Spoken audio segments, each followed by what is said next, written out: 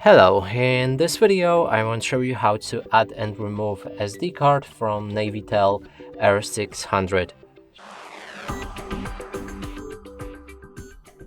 And to do this we'll need a SD card obviously, and next thing is to look right under the logo of the camera, and here we can see SD card slot. Now adjust it as it's shown on the icon right here, and then simply push it in. You can use your fingernail or something else that is thin enough to actually place it.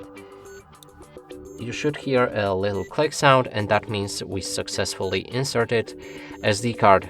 And to remove it, you will need to push it with your fingernail again, and it will release.